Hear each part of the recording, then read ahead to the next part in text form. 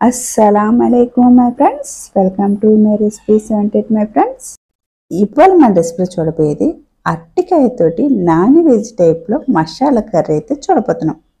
రండి ఫ్రెండ్స్, వీడియోకి వెళ్ళిపోదాం. ముందుగా 3 అరటికాయలను తీసుకోవాలి. ఈ అరటికాయల్ని ఇలాగా కట్ చేసుకొని పైన తోలు చెక్కుకోవాలి. అరటికాయలు చెక్కున్న తర్వాత ఒక బౌల్లో నీళ్ళు తీసుకొని ఆ నీటిలో ఈ అరటికాయని కట్ చేసి వేసుకోవాలి. ఇప్పుడు అరటికాయకి మసాలా తీసుకోవాలి. ఒక ప్లేట్ తీసుకుని ఆ ప్లేట్లో 1/2 టేబుల్ స్పూన్ పసుపు, 1 టేబుల్ స్పూన్ మిరియాలు, 5 వెల్లుల్లి రెమ్మలు, 1 టేబుల్ స్పూన్ కారపొడి, కొద్దిగా ఉల్లిపాయలు, 4 లవంగాలు, 1 ఇంచు దాల్చిన చెక్క, 1.5 టేబుల్ స్పూన్ ధనియాల పొడి, 1 టేబుల్ స్పూన్ సోంపు. ఇలా తీసుకున్న మసాలాని ఇప్పుడు మిక్సీ జార్లో వేసుకోవాలి. ఈ మసాలాలో కొద్దిగా నీళ్ళు వేసుకొని బాగా మెత్తగా పేస్ట్ చేసుకొని ఈ విధంగా తీసుకోవాలి. ఇప్పుడు స్టవ్ వెలిగించుకొని స్టవ్ మీద కళాయి పెట్టి అందులో ఒక 3 టేబుల్ స్పూన్ దాకా ఆయిల్ వేసుకోవాలి. ఇలా ఆయిల్ వేసుకున్న తర్వాత కట్ చేసి పెట్టుకున్న అరటికాయ ముక్కల్ని వేసుకోవాలి. అరటికాయ ముక్కలు వేసాక 1/2 టేబుల్ స్పూన్ పసుపు, 1 టేబుల్ స్పూన్ దాకా సాల్ట్ వేసుకొని 3 నిమిషాలకి వేపుకోవాలి.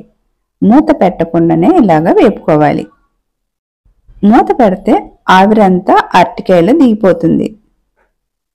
ఇప్పుడు 3 నిమిషాలు అయిపోయింది. ఈ 3 నిమిషాల్లో అరటికాయ కూడా సగం దాకా వేగిపోయి ఉంటుంది.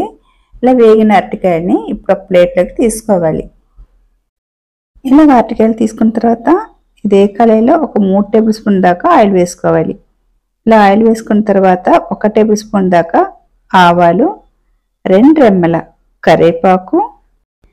ఇప్పుడు ఆవాలు వచ్చి బాగా చిటపటలాడిన తర్వాత ముందుగా ఆడించి పెట్టుకున్న మసాలా పేస్ట్ని ఇప్పుడు ఇందులో వేసుకోవాలి.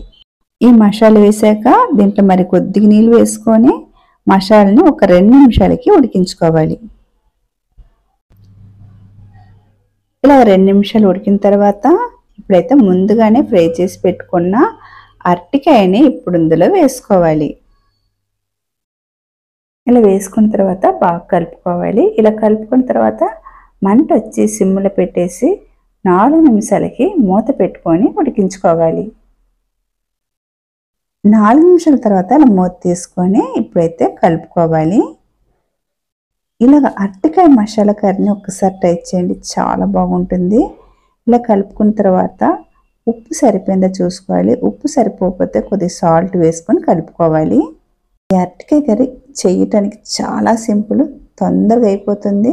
అలాగే టేస్ట్ కూడా చాలా బాగుంటుంది. సింపుల్గా అరటికాయ మసాలా కర్రీ అయితే రెడీ అయిపోయింది. ఇప్పుడైతే సర్వ్ చేసుకుందాము. అలాగే నా రెసిపీ నచ్చిందా? నచ్చితే కనుక మీరు కూడా తప్పక ట్రై చేయండి.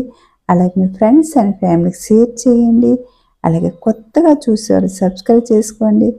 సబ్స్క్రైబ్ చేసుకున్న తర్వాత పక్కనే బెల్ ఐకాన్ ఉంటుంది, క్లిక్ చేయండి. అప్పుడే నేను వేసే ప్రతి ఒక్క వీడియో మీకు నోటిఫికేషన్ ద్వారా వస్తుంది.